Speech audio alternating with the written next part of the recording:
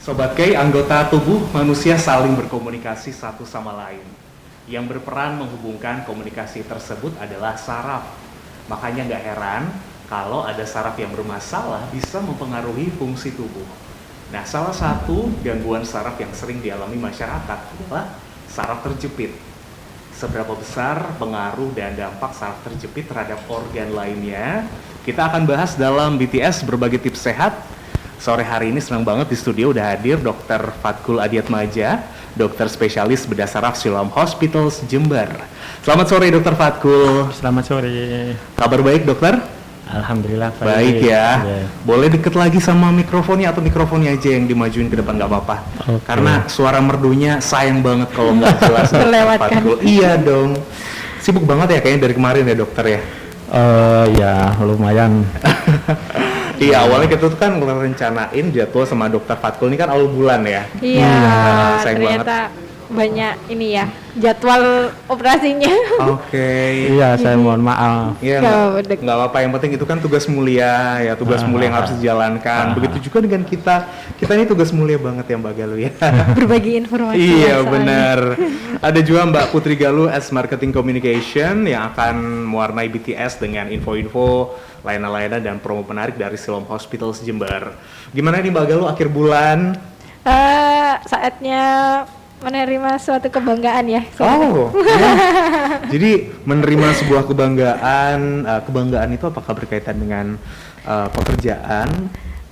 Tambah teman. Oh iya senang banget ya.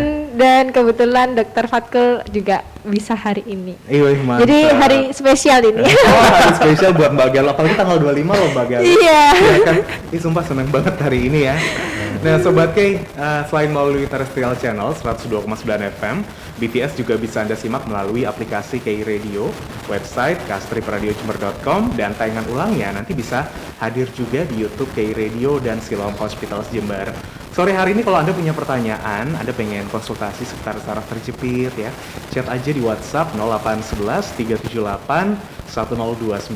Sekali lagi di 0811 378 1029. Kita langsung mulai aja dengan saraf terjepit ini dok. Gini. Apa sebenarnya saraf terjepit? Kenapa bisa dibilang saraf yang terjepit sebenarnya? Gini. Sesuai dengan definisinya ya, saraf terjepit berarti ya saraf itu terjepit. Makna konotasinya ya kejepit, sehingga lokasi dimanapun dalam tubuh kita kalau ada sarafnya punya resiko kejepit, yaitu dinamakan saraf kejepit. Okay. Cuman paling banyak di sini saraf kejepit itu lebih berhubungan dengan tulang belakang. Dan namanya pinggang kejepit, punggung kejepit, leher kejepit. Nah itu sesuai dengan lokasi. Sehingga kalau kita ngomong pinggang kejepit, berarti itu tulang belakang bagian bawah. Leher kejepit itu berarti tulang belakang bagian atas.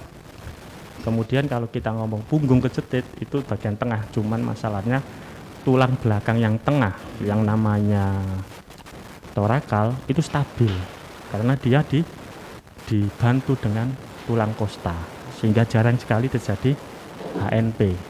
Kecil sekali dibandingkan pinggang dan leher kejepit. Itu aja. Oke. Ada jenis-jenisnya kan saraf terjepit ini dok? Untuk jenis-jenisnya sebetulnya ada banyak. Maksudnya asumsi ini jenis-jenisnya dalam hal apa? Misalkan lokasi, bisa lokasi servikal atau leher ya, torakal atau pinggang, punggung, kemudian lumbal atau kita bisa ngomongnya pinggang. Juga bisa disebabkan oleh jenis-jenis penyebabnya. Jenis penyebabnya itu kayak hernianya di tengah, di antara tengah dan samping, di samping juga. Ada yang jatuh ke bawah HNP-nya. Kemudian ada yang teknisnya lebih ke nanti kita milih pengobatannya, itu ada yang HNP yang dibarengi dengan sambungan tulangnya stabil, ada HNP yang dibarengi dengan sambungan tulangnya tidak stabil, gitu, sehingga itu nanti lebih ke terapinya bagaimana. Oke, baik. Tergantung ya nanti ya cara penanganannya ya dok ya. Nah, nanti kita juga akan tahu Sobat K apa saja penyebab saraf terjepit, gimana kita mengenali gejalanya, ciri-cirinya. Tetap di BTS Berbagi Tips Sehat, Anda bisa bertanya-tanya juga atau konsultasi melalui 0811 378 1029. 102,9 FM K Radio Sound of Knowledge, masih di BTS Berbagi Tips Sehat. Kita ngobrolin tentang saraf terjepit nih Sobat K, jadi pengaruh dan dampaknya terhadap organ lainnya. Tadi memang sudah kita singgung ya, kalau saraf ini adalah salah satu kunci ya, bisa dibilang ya dok ya, dalam tubuh kita yang bisa mengajak berkomunikasi antar organ ya. Jadi kalau misalkan sarafnya sampai kenapa-kenapa, nanti bakal berpengaruh juga tentunya Sobat K. Nah, kita juga perlu tahu ini sebenarnya penyebab saraf terjepit apa nih dok? Penyebabnya sih paling banyak pola hidup. Yang pertama kita ngomong pola hidup dulu ya, karena yang paling banyak itu aktivitas. Contoh mengangkat aktivitasnya, angkat-angkat beban berat. Kemudian melakukan aktivitas pada posisi yang sama lama dan terus-menerus. Kayak duduk gitu mungkin? Iya, kalau lama kayak pilot lama, itu juga bisa. Kemudian yang ketiga itu dalam hal ini adalah walaupun tidak mengangkat barang ya, tapi mengangkat badan. Obesitas. Waduh. Itu jadi. Kemudian pola hidup, kemudian kongenital. Kongenital itu kayak semacam tulang belakangnya itu dari awal sudah bermasalah. Dari lahir itu ya, kayak skoliosis, kifosis, itu meningkatkan risiko saraf terjepit. Kemudian yang ini penyakit yang tidak ada obatnya, tua. Oh iya. Karena semuanya jadi menua ya, menjadi lebih jelek ya, sehingga bantalan-bantalan kita itu pipih, kaku, sehingga mudah pecah. Kalau pecah menyebabkan HNP. Siap. Jadi kalau misalkan Mbak Galuh nih yang katanya suka ngejim ngangkat beban berat-berat tuh, mau jadi atlet buat SEA Games. Hati-hati loh Mbak, ya nanti malah kalau nggak dibawa pengawasan atau dari yang profesional nanti malah bisa kena saraf kejepit ya dok ya. Bisa itu bisa. Bener. Biasanya kalau noleh tiba-tiba gitu, aduh kan biasanya kayak ini kan kayak kejepit ada gitu ya? kayak kram gitu kan. Itu termasuk saraf terjepit nggak ya dok? Tergantung ya, tergantung usianya juga, tergantung sebelumnya dia punya riwayat kayak gitu enggak. Tapi kalau misalkan trauma bisa juga. Oh iya, salah satu penyebabnya lagi tadi kan ada pola hidup. Iya. Kemudian kongenital, tua. Saya satu lupa. Trauma. Nah, trauma juga bisa. Trauma ini kena pijet, noleh kayak kanan kiri terlalu cepat tiba-tiba, kecelakaan jatuh ke duduk, kecelakaan sepeda, kecelakaan mobil itu bisa menyebabkan HNP. Walau bisa nanti, mungkin beberapa tahun, bisa beberapa bulan, bisa saat itu, setelah itu juga bisa. Tergantung mekanisme dan seberapa berat kecelakaannya. Oke, baik. Tadi yang jelas mulai dari ngangkat beban nih Sobat K. Kalau misalkan Anda mungkin, ini biasanya orang-orang sekolah olahraga berat juga ya. Kemudian aktivitas yang pekerjaan atau mungkin sehari-harinya biasa berhubungan dengan beban-beban yang berat. Kemudian aktivitas yang sama dalam waktu yang lama. Kalau kita duduk aja, kita itu kan kerja, karena kita lebih sering di hadapan laptop atau PC ya, kita ngetik-ketik. Berarti postur tubuh ini harus benar-benar pas ya dok ya, biar kita nggak sampai. Kenapa kok bisa terjadi HNP? Karena ada beban. Itu makanya kalau kita ngomong, kalau hewan sapi bisa HNP nggak bisa. Nggak bisa HNP pinggang itu nggak bisa. Soalnya apa? Tidak ada beban. Kenapa kita bisa HNP? Ya karena bantalan kita ada beban dari kepala sampai ke pantat, itu kan arahnya ke bawah, gravitasi. Nah itu menekan bantalan tulang belakangnya, jadi pecah karena terus menerus toh. Pecahnya itu Kalau ke depan nggak ada masalah, kalau ke belakang menyebabkan HNP itu tadi. Siap. Ngomongin soal obesitas, ada pertanyaan yang masuk yang masih berkaitan sama obesitas nih dok. Nah jadi ada Ibu Sari, selamat sore dokter Fatkul. Bertanya nih dok, kalau obesitas itu apakah berpengaruh sama anak-anak ya dok? Karena anak saya masih kecil udah obesitas nih. Bisa Juga ya? Iya, bisa. Mekanismenya itu kan lewat genetik. Ada. Kebetulan teman saya khusus untuk bahas ini, dia lulusan S2-nya, S3-nya saya lupa. Pokoknya kalau Oxford sama Harvard, S2-nya di Harvard atau S3-nya yang di Harvard, S2-nya di Oxford atau S3-nya di saya lupa. Ada. Jadi sel itu memang beradaptasi dengan tubuh kita, dengan aktivitas kita termasuk makan. Jadi sel itu butuh makan berapa, awalnya 1, 2, ada tingkatan-tingkatannya. Mungkin hari ini level 1, kemudian makan jadi level 3 misalkan. Besok nggak mulai level 1 lagi, tapi mulai level 2 selnya. Ada. Ketika melahirkan, otomatis sel ibu itu juga akan ikut, akan dibawa oleh janinnya. Jadi memang ada kecenderungan kayak gitu ke bawah. Baik masih anak-anak pun pada akhirnya juga pola hidup juga harus diatur ya Mbak Galuh ya. Karena kalau misalkan kita ngomong soal penyakit bisa aja menyerang siapapun tanpa memandang usia nih sobat. Kayak ada juga congenital tadi yang kayak skoliosis. Skoliosis ya, kelainan dari awal ya emang itu. Itu alasannya kenapa kok skoliosis itu bisa terjadi HNP. Kan kalau kita ibaratkan itu tulang belakang itu sejajar ya. Kalau skoliosis tuh dia jalannya kayak ular tetangga, meliuk-liuk gitu, sehingga ketika ada tekanan maka bebannya itu tidak sama di semua sisi tulang belakang, itu tidak sama, sehingga gampang pecah di satu sisi. Bantalan tulang belakangnya itu gampang pecah di satu sisi sehingga menyebabkan HNP, menyebabkan kejepit pinggangnya. Penuaan juga bisa, semakin lama kita semakin tua loh ya. Iya. Dan kita harus menjaga baik. Jadi yang kalau misalnya kita semakin tua nih, ada cara mungkin ya dok ya, karena orang kan pasti akan menua ini.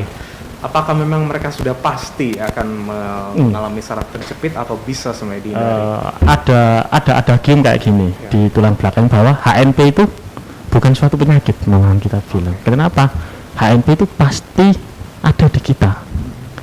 Tinggal munculnya kapan, gitu aja. Kalau misalkan kita nggak obes, nggak mengalami kecelakaan, nggak punya penyakit kongenital, HNP itu akan muncul dengan sendirinya ketika kita tua. Ketika kita tua HNP itu akan muncul. Cuman mulai kapan, mulai usia berapa, itu aja. Ada HNP misalkan usia 60 tahun nih sudah ada HNP, tapi belum ada keluhan. Ya nggak ketahuan itu HNP. Tapi kalau misalkan kita periksa, ini ada HNP, cuman nggak ada keluhan. Begitu. Gitu ya. Tidak selalu akan menimbulkan sakit. Gitu. Tapi makin lama makin memburuk itu HNP-nya sehingga memunculkan keluhan pinggang saraf kejepit tadi. Baik. Selain itu ada juga trauma nih sobat kayak yang berhubungan sama kecelakaan dok ya. Jadi gimana dong kita bisa mengenali gejala sama ciri-cirinya dok biar bisa membedakan nih. Karena khawatirnya kita sakit-sakit di pinggang atau lain sebagainya, ternyata itu bisa jadi bukan saraf kejepit. Jadi gini, keluhan dari pinggang kejepit, saraf kejepit itu kita bagi menjadi 3 berdasarkan apa sih yang akan kita lakukan sebagai tenaga medis. Yang pertama itu axial pain namanya axial pain itu berarti axial, lokal saja lah sakitnya. Kalau misalkan di pinggang, ya sakitnya hanya di pinggang. Biasanya di situ, awal dulu itu biasanya di pinggang dulu. Sakitnya kayak apa? Kayak kaku, gampang kram, mudah kram, kemudian panas. Itu penyakit rasa sakit yang memang tidak kemana-mana, hanya di lokasi itu aja, di pinggang. Misalkan paling banyak kan di pinggang ya HNP. Maka di pinggang saja paling banyak. Jadi macam-macam perasaannya. Pokoknya bisa bisa kaku, bisa mudah kram, bisa kayak terbakar panas, kayak kesilet pisau juga bisa. Intinya axial pain. Kemudian ke depan lagi itu radikulopati, radikular pain namanya. Jadi ya nyeri pinggang yang menjalar sampai ke tungkai atas, paha, tungkai bawah, betis, telapak kaki, bisa juga punggung kaki. Jadi itu namanya radicular pain. Jadi tadi ada yang axial pain hanya di lokal aja, kemudian ada yang sampai menjalar ke tungkai atas, tungkai bawah, telapak kaki, punggung kaki, itu namanya radicular pain. Dan itu hanya pain aja. Kemudian selanjutnya ini yang nanti akan kita jelaskan lebih lanjut tentang terapinya, yaitu gejala-gejala kelemahan otot, dalam hal ini motoriknya lemah.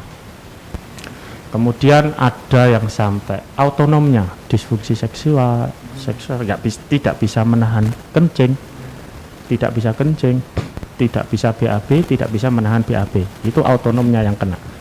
Kemudian ada sensoriknya yang kena, itu kebas, gitu. Langsung, itu saja iya, anestesia itu, jadi ada keluhannya yaitu. Oke. Mulai dari axial pain ya, panas, kaku, mudah Iya, kram, di lokasi yang sama. Kemudian sampai ke radicular, menjalar ya dok Iya, ya, pinggang sampai betis, telapak kaki, kelemahan otot tadi ya, dan Motoriknya kena, motoriknya, motorik itu kelemahan otot itu. Baik, sampai yang ngerinya nih seperti kayak disfungsi seksual nih Itu ya. sangat berat itu. Jadi saya tadi menjelaskan axial pain, radicular pain, Ya. kemudian motorik, sensorik, autonom itu sesuai dengan derajat keberatannya. Oke. Gitu.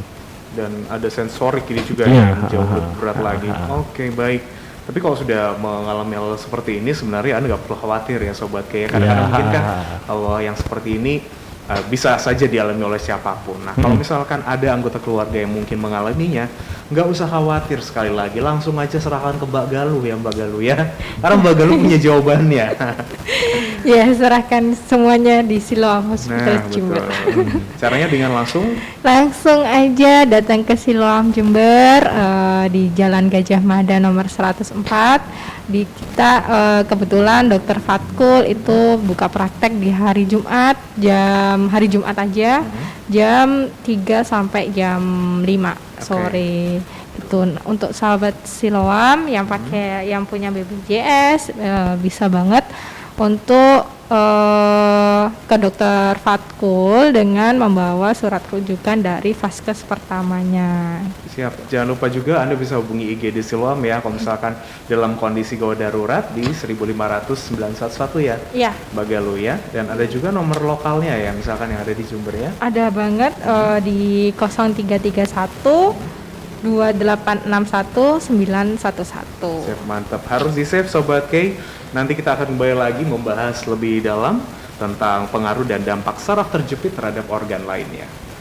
Tentunya sore hari ini kita masih membahas nih Sobat K tentang pengaruh dan dampak saraf terjepit terhadap organ-organ lainnya. Ngeri juga ya kalau sampai misalkan kita yang masih muda-muda gini ya dok ya, udah harus terkena saraf terjepit, karena ini kan bisa pengaruh sama organ tubuh kita. Nah, sebelum kita lanjut ke pertanyaan yang masuk, mungkin kita boleh spill dulu nih dok, saraf terjepit apakah iya bisa mempengaruhi sistem organ tubuh ini, kenapa?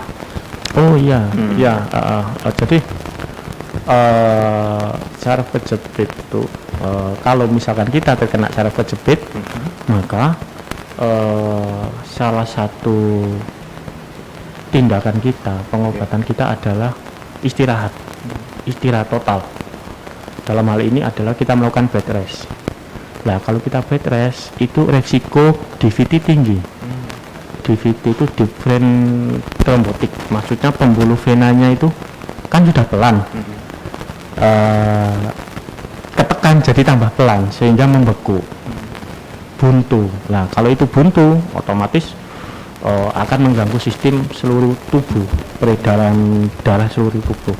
Kalau misalkan itu di kepala, kalau pembuluh vena dari kepala buntu, maka akan meningkatkan tekanan pembuluh darah di kepala, pembuluh darah di otak, maka akan terjadi stroke, perdarahan. Gitu. Kemudian kalau misalkan itu HNP-nya di leher ya, di cervical, kemudian dia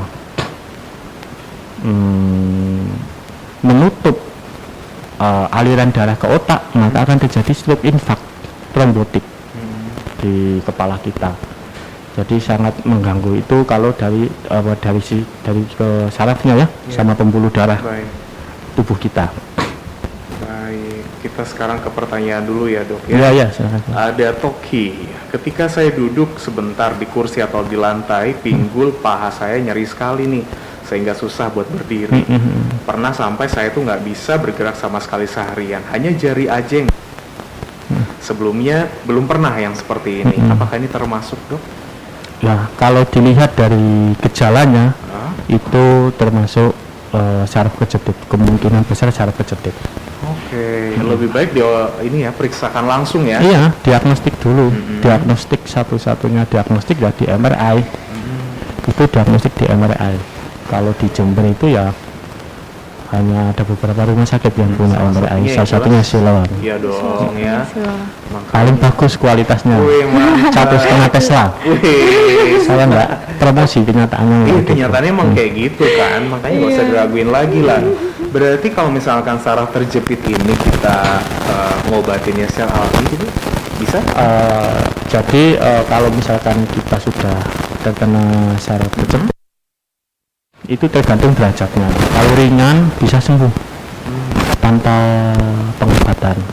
Tapi kalau berat, makin lama makin berat malahan. Kalau nggak dilakukan iya, pengobatan secara medis. Ya, jadi kapan bisa sembuh sendiri ya kalau ringan sekali, gitu. Kapan tidak bisa sembuh ya kalau sudah sedang dan berat, itu harus diobati. Makanya paling sesuai memang kita ya Periksa. bawa ke ini ya, Iya, ke ahlinya. ke ahlinya. Oke, kita lanjut ke pertanyaan yang berikutnya. Saudara saya ketika terkena saraf terjepit itu dengan dipijit nih dok, sebenarnya hal itu diperkenankan atau tidak? Tidak boleh. Kalau misalkan itu tadi kan saya sudah jelaskan ya. Oke. Jenis saraf kejepit itu ada yang dibarengi dengan sambungan tulangnya stabil, ada yang dibarengi dengan sambungan tulangnya tidak stabil. Kalau dipijat dibarengi sambungan tulangnya tidak stabil bisa lumpuh. Wow. Gitu. Jadi nggak boleh dipijat. Itu dikasih trauma sama saja. Dikasih trauma, bisa cedera, bisa lumpuh malahan dia, bisa disfungsi seksual, gitu, bisa kebas, mati rasa. Jadi yang boleh dipijat itu hanya muscle spasm, otot-otot tegang. Itu taunya dari mana ya? Dari MRI. Tetap dari MRI Iya, dulu ya. iya. Oh ini bukan HNP, ini ototnya tegang aja. Oke, dikasih balsem, dipijat itu boleh. Oke. Karena itu semua tetap berdasarkan rekomendasi Iya, dari ahlinya ya. harus ada diagnostiknya. Kalau pengen aman ya, Iya, pengen safety aman. Bukan berarti karena kita melihat, oh ini kan tadi tetangganya udah biasa dipijet ketika mengalami saraf kejepit, akhirnya yang lain ikut-ikutan. Jangan. Tapi ternyata salah tindakan ya. Iya, Iya. kan dikhawatirkan malah dampak buruknya itu Buruknya tadi ya. ya dok ya. Efek sampingnya bisa lumpuh kalau HNP dibarengi dengan tulangnya tidak stabil, sambungan tulangnya. Baik, kalau kita ini lihat prosedur pengobatannya gimana nih dok secara medis? Jadi kalau misalkan ada pasien, kan saya sudah banyak ya menangani pasien Iya. HNP gini, saya selalu bilang bahwa ada yang dengan olahraga, fisioterapi bisa, ada yang renang bisa, ada yang hanya jalan-jalan ringan. Di buku disebutkan jalan ringan itu 15 menit, hanya jalan biasa ya. 15 menit tiap pagi itu kurang lebih, kalau 15 menit itu 2 kiloan kalau kita jalan itu. Nah itu nggak boleh terlalu diforsir ya, jalan biasa aja. Itu bisa meningkatkan otot-otot pinggang. Kalau otot-otot pinggangnya itu kuat, otomatis membantu menopang tulang belakang. Itu alasannya ya. Tuh. Ada yang tidak bisa dengan fisioterapi, itu ada, butuh dengan obat. Oh ini dengan obat. Gitu. Kemudian ada derajat saraf kejepit yang tidak bisa dengan obat ini. Ini harus dilakukan tindakan dalam hal ini dimasukkan, kan kalau kita minum obat lama itu kan bisa merusak lambung, Iya, jelas. sehingga kita butuh lokal dengan dilakukan injeksi. Tuh, itu tahapan-tahapannya ya. Kalau misalkan dengan injeksi bisa dengan siam yang ada radiasinya, dan sekarang itu lebih canggih lagi dengan USG. Seperti ya, hamil ya. ya sekarang di Siloam itu masukkan obat di HNP-nya itu sudah dengan USG. Oke. Kalau yang dengan siam, yang dengan radiasi itu sudah mulai ditinggalkan, karena kan siapa yang mau difoto di kena radiasi segitu Iya. lamanya gitu. Sekarang minta USG, dan USG itu kayak live streaming lah, kayak apa ya namanya, jadi on the spot lah.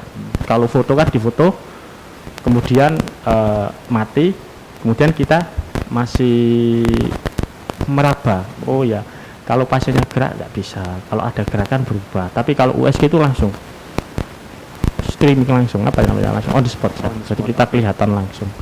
Itu lebih enaknya sekarang injeksi. Kalau misalkan dengan diinjeksi itu sama saja dengan pengobatan, cuman dia lokal ke mana, ke HN, ke saraf kejepitnya langsung ya. Nah, kemudian setelah itu dilakukan operasi. Nah, lah operasi ini ada yang dulu kalau kita operasi kita buka lebar pinggangnya semuanya ya. Sekarang sudah enggak. Sekarang itu ada yang namanya biportal endoskopik, pakai endoskopik. Dulu kalau saya operasi itu yang insisinya, yang kita sobek kulitnya itu 2 cm.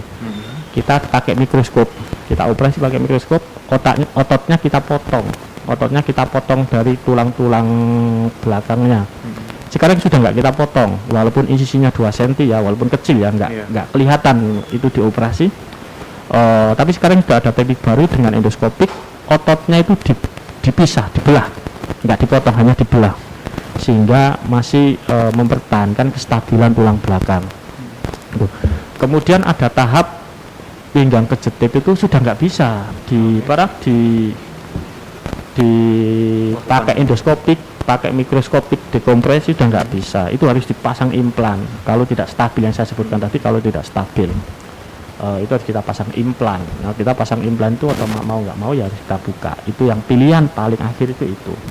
Tapi memang ada tahap-tahapannya ya. Kalau misalkan dengan olahraga, dengan fisioterapi nggak bisa, ya dengan obat. Kalau dengan obat minum takut lambungnya rusak atau bagaimana, pakai injeksi. Kalau misalkan dengan obat sudah nggak bisa, ya dengan operasi tadi yang minimal invasif, kemudian yang sampai yang dipasang implan. Sampai dipasang ya, implan. Itu tergantung tingkatannya. Tingkatannya ya. Baik. Untuk yang dipasang implan itu untuk yang HNP yang dibarengi sambungan tulangnya tidak stabil, ya itu harus pasang implan. Oke, makanya lebih baik memang mencegah daripada mengobati Ya, kan Galuh ya. pencegahan jauh lebih bagus. Oke, apalagi sekarang kita juga sudah dimudahkan dengan fasilitas medical check up nih Mbak Ya, Galuh. Kebetulan ya benar banget, medical check up benar-benar penting banget buat diri kita sendiri, buat Sobat K. Soalnya di kita itu kebetulan salah satu keunggulan dari Siloam Hospital Jember, dan kebetulan saat ini juga ada promo-promo untuk medical check up. Jadi Sobat K bisa banget medical check up di Siloam. Untuk promo-promonya bisa dicek di Instagramnya kita di Siloam Jember, atau pilih paket juga bisa nih. Pilih paket di My Siloam, aplikasi My Siloam itu nantinya bebas admin. Atau bisa juga di websitenya Siloam, Siloamhospital.com. Iya dong, saya rajin banget tuh baca, soalnya kan saya cari-cari terus promonya, makanya ada, jangan sampai kelewatan Sobat K ya. Mencegah itu lebih baik daripada mengobati. Jadi silakan Sobat K bisa manfaatkan layanan My Siloam, kemudian ada follow Instagramnya Siloam Jember dan websitenya siloamhospitals.co.com ya. Anda bisa mengikuti BTS berbagi tips sehat di berbagai platform selain di 102,9 FM. Sobat K bisa streaming melalui aplikasi radio, atau Anda juga bisa langsung ke website gastrikradiosmart.com. Silakan sobatnya, masih ada waktu untuk Anda konsultasi langsung dengan Dr. Fatkul sore hari ini tentang saraf terjepit yang akhirnya bisa mempengaruhi sistem organ tubuh kita. Tadi dari prosedur pengobatannya ini salah satunya kan operasi itu dok. Nah, sebenarnya kenapa sih sampai ke tahap operasi tersebut? Jadi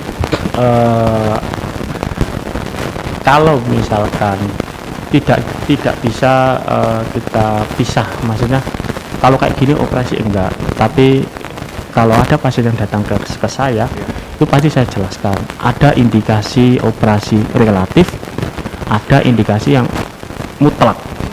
Ini yang kalau relatif itu kita kembalikan ke pasien, apakah mengganggu aktivitasnya dia. Kalau misalkan pilot, nah itu HNP yang levelnya sama ibu rumah tangga mungkin berbeda. Mungkin yang ibu rumah tangga udah dengan obat saja. Kalau yang pilot harus operasi. Kenapa? Kalau pas dia bawa pesawat kemudian kumat HNP-nya, kan mengancam nyawa yang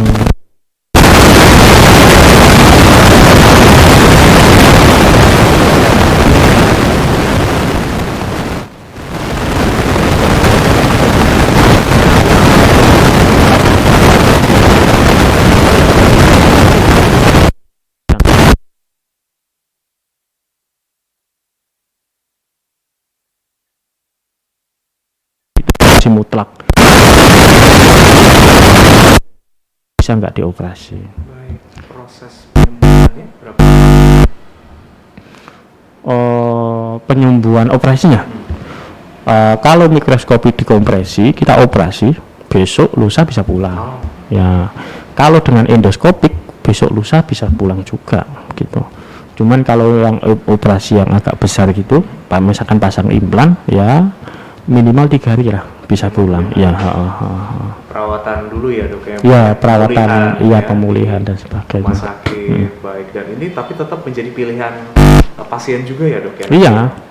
Karena tidak serta-merta pasien memang kalau kondisi seperti ini harus benar-benar dia operasi gitu ya. Ya, itu ada indikasi relatif sama indikasi mutlak gitu. Oke, baik. Nah tadi juga ngomong-ngomong dari Pak Galun kan juga ada mau nambahin info nih ya seputar saraf terjepit nih. Nah, biasanya kalau habis operasi nih kontrol kan biasanya kontrol hasil setelah operasi. Nah, kebetulan sekarang sudah bisa home care. Jadi rawat luka di rumah aja itu bisa. Jadi staf kita itu yang nantinya nakes kita yang nantinya akan ke rumah-rumah dari gitu. Keren banget ya, kemana-mana ya. Iya. Masih pengen santai-santai aja di rumah ya kan, pengen me time ya, tinggal telepon apa aja di 026309. Di situ nanti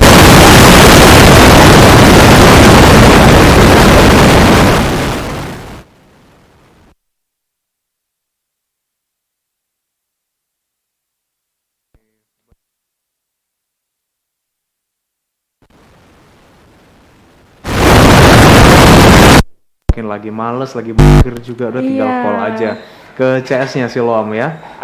Itu untuk nomor home nomor care-nya home care-nya tadinya khusus ya? kalau reservasi atau buat janji temu sama dokter itu bisa di aplikasi My Siloam, Siloam, My Siloamnya atau di nomor CS kami di 0812-491-39353. Oke, baik. Saya cek lagi untuk yang sudah masuk di WhatsApp 0811-378-1029. Selamat sore Dokter Fatkul ya, saya Romi mau bertanya nih dok, sebagai orang yang pernah kena saraf terjepit, mungkin ada pantangannya nih supaya nggak terulang kembali, seperti mungkin apakah itu pengaruh juga dengan makanan yang kita konsumsi? Kalau pantangan sih lebih ke pola hidup, ya, aktivitasnya dijaga dan kemudian Kalau misalkan obesitas ya diet. Oke. Kemudian jalan-jalan ringan tadi yang saya sebut, ya jalan-jalan 15 menit lah. Jalan-jalan biasa tiap pagi. Renang juga bisa. Kemudian angkat-angkatnya dikurangi. Kemudian aktivitas-aktivitas yang membutuhkan duduk yang lama dengan posisi yang sama itu juga dikurangi. Lebih ke pola hidup memang. Pola ya, hidup Dok, ya, untuk pencegahan itu sebagai lebih pola banyak ke pola hidup, pencegahan iya. saraf terjepit karena ini berkaitan dengan aktivitas kita sehari-hari ya, Dok ya. Bahkan kita yang kok tiduran aja karena itu aktivitas yang mungkin diulang terus-terusan bisa juga mungkin ya, Dok ya. Kalau tiduran nggak bisa, karena nggak tidak ya? ada tidak ada gravitasi, tidak gravitasi ya. tidak ada tekanan. Makanya kenapa hewan sapi itu tidak bisa HNP? Oke. Karena nggak ada tekanan dari Iya. atas. Selamat dong ini kaum yang suka mageran ya. Kebahan. Tapi bahaya juga sih. Bahaya juga Ya. obesitas. Pegel-pegel, iya. Akhirnya nyerang ke obesitasnya, akhirnya ketika nanti aktivitas ini bisa mudah juga terpicu HNP selamat, tapi yang lainnya belum tentu. Nah, belum tentu Sobat K. Oke, karena di dalam saraf terjepit ini juga ada mitos dan fakta yang beredar, Ya. Dok, tentunya. Jadi ini saya udah nyiapin. Jadi ini dokter tinggal tunjukin aja ke kamera. Kalau mitos nanti tinggal tunjukin aja mitos ke kameranya ya. Kalau Oke, fakta dibaliknya aja. Mbak Galuh juga pegang ya. Yang pertama, nyeri punggung termasuk saraf terjepit, Dok. Sudah pasti. Itu mitos atau fakta? Fakta. Nyeri punggung. Ha-ha. Tidak selalu. Oh, Jawabannya tidak apa gitu? selalu Iya, ya? tidak selalu. Oke, Bisa tidak saja selalu seperti yang tadi. ya, tidak selalu. Bisa saja ototnya yang kaku bisa. Itu jawabnya apa? Fakta apa? Mitos Mitos berarti berarti. ya. Baik, itu berarti mitos nih Sobat kayak Anda yang mungkin selama ini tiba-tiba nyeri punggung udah langsung bilang bahwa ini saraf terjepit, jangan langsung ya diputuskan seperti itu. Yang berikutnya, penggunaan gadget berlebihan menyebabkan saraf terjepit, Dok. Oh bisa. Kan Bisa, gadget kalau berarti aktivitas fakta gadget ya? kan lama ya. Mm-mm. Lama dia. Lama kan kalau lama nagih tiap hari jadi. Nah, itu Akhirnya terus-terusan Iya. ya, Dok ya. Itu biasanya lebih kemana? Aktivitas Di tangan. tangannya, bukan Tangannya. ini ya. Oh. gadget yang lama tak Iya. kayak game gitu. Mm-mm. Kalau misalkan untuk tangannya sih enggak. Enggak. Aktivitas tangannya enggak. Tangannya Tapi enggak. karena posisinya dia duduk Posisi lama, duduknya. kemudian tiap hari dia melakukan hal yang sama itu bisa. Baik, ini yang harus Apa jawabnya harusnya? fakta berarti ya, Fakta, Dok ya. ya. Penggunaan gadget berlebihan menyebabkan saraf terjepit nih. Makanya orang-orang yang di zaman sekarang keseringan pakai gadget kan sebenarnya dihimbau ya, Dok ya, untuk mengatur waktu ya dalam sehari itu ya. Tidak boleh berlama-lama. Tapi kalau kadang pekerjaan yang kita menuntut kita untuk terus-terusan pakai gadget, mungkin lebih baik peregangan gitu ya, Dok ya. Ya.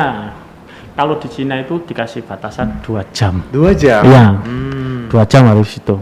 harus break dulu iya. ya. Oke. Konsentrasinya juga jelek kalau di atas 2 jam. Iya sih. Jangan Iya. sampai lebih dari itu ya. Ya naik mobil aja, kalau di Amerika kalau naik mobil lebih dari 3 jam Oke. nggak boleh. Wih, kita yang Apalagi selama di ini dalam tol.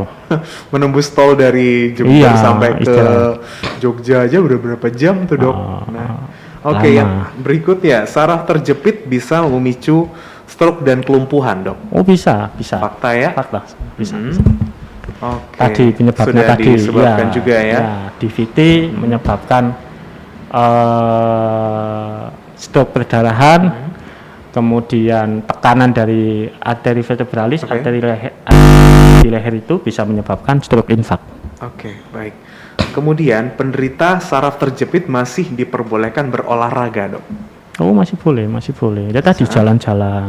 Jalan ringan aja. itu ya. Intensitas sering ringan ya. Iya, intensitas ringan. Kalau kayak ngangkat-ngangkat beban, wah jangan. Oke, karena bongkat beban itu kan juga menjadi pemicunya Iya, ya. pemicunya, salah satu pemicunya. Iya, khususnya nih buat Anda nih atlet ya atau mungkin olahragawan Iya. gitu kan ya yang biasanya berhadapan dengan aktivitas yang berat, maka sebaiknya tetap berkonsultasi ya, Iya, Dok ya. berkonsultasi dengan Tim ahlinya lah, tim ahlinya. medisnya dia, iya. Sebaiknya olahraga seperti apa yang dilakukan supaya mencegah dari saraf terjepit itu tadi. Karena kalau kita perhatikan tadi juga ininya banyak banget nih implikasinya ya terhadap Iya. organ-organ tubuh kita. Nah itu dia seputar fakta dan mitos yang selama ini beredar tentang saraf terjepit, Sobat. Kayak khususnya kita juga membahasnya tentang pengaruh dan dampak saraf terjepit terhadap organ tubuh. Oke, karena kita sudah masuk di sesi terakhir nih dok ya. Mungkin tapi sebelum conclusion ada info tambahan nih dari Mbak Galuh. Selalu ada ya. Selalu ada dong pasti karena kita tunggu-tunggu. Jadi buat Sobat K jangan takut buat ke rumah sakit, juga jangan dibiasakan untuk mendiagnosa Pribadi ya. secara diri sendiri pribadi. Soalnya lebih baik kita ke ahlinya langsung, ke spesialisnya langsung. Salah satunya kita juga sudah ada dokter-dokter spesialis, salah satunya dokter Fatkul. Jadi buat Sobat K jangan ragu buat ke Siloam Hospital Jember. Iya, apalagi cara bookingnya juga sangat mudah ya. Iya, Ini bisa lewat My Siloam aplikasi, ya bisa datang langsung gitu, Oke. bisa ke nomor CS. ngomongin gampang. booking kok jadi kayak mau staycation aja ya. Reservasi. Reservasi lah ya. Reservasi. Jangan nih otak saya udah keburu-buru kayak pengen liburan aja nih kan udah akhir bulan. Baiklah, dari Mbak Galuh informasi seperti itu ya, dan jangan lupa juga Sobat K info-info seputar Siloam Hospitals bisa Anda dapatkan di Instagram @siloamjember. Dari Dr. Fatkul mungkin conclusion nih tentang pembahasan kita hari ini. Ya, konklusinya untuk kasus pasien-pasien yang terkena HNP atau saraf kecetit gak usah takut. Oke. Berobat saja. Pokoknya kalau punya saraf kecetit jangan punya bayangan ini harus dioperasi, enggak. Sekarang itu makin canggih, pengobatan makin canggih. Tidak takut, nggak usah takut nanti tulangnya dipasang atau apa, nggak usah takut. Datang aja ke kita, nanti kita jelaskan, kita KIE, edukasi dan sebagainya. Oke, Tentang- begitu ya dok ya. ya. Pokoknya nggak usah khawatir ya. Apapun tuh ada solusinya kok Sobat K. Yang penting ada datang ke ahlinya aja ya kan. Iya. Kalau misalkan datang ke orang sembarangan itu yang nanti mungkin akan mengkhawatirkan Iya. dampak ke depannya. Jadi jangan takut Sobat K, percayakan pada Siloam Hospitals Jember. Adapun tinggal langsung datang aja di Kompleks Lipopol Jember, ada di Jalan Gajah Mada nomor 104. Yes, siap, betul banget. Terima kasih Dr. Fatkul Ya, Adiatmaja sama-sama. ya, dokter spesialis bedah saraf Siloam Hospitals Jember, dan Mbak Putri Galuh, Marketing Communication of Siloam Hospitals Jember juga sudah memberikan banyak sekali informasi hari ini. Anda juga yang sudah mendengarkan langsung, sudah berpartisipasi, udah banyak tadi yang udah chat-chat juga, udah minta konsultasi dengan Dr. Fatkul. Mungkin konsultasi lain dengan Dr. Fatkul langsung hari Langsung apa? hari Jumat, ya? jam Jumat. 3 sampai jam 5 sore. Mantep banget. Kalau begitu kita akan ketemu lagi di BTS edisi berikutnya. Sampai jumpa.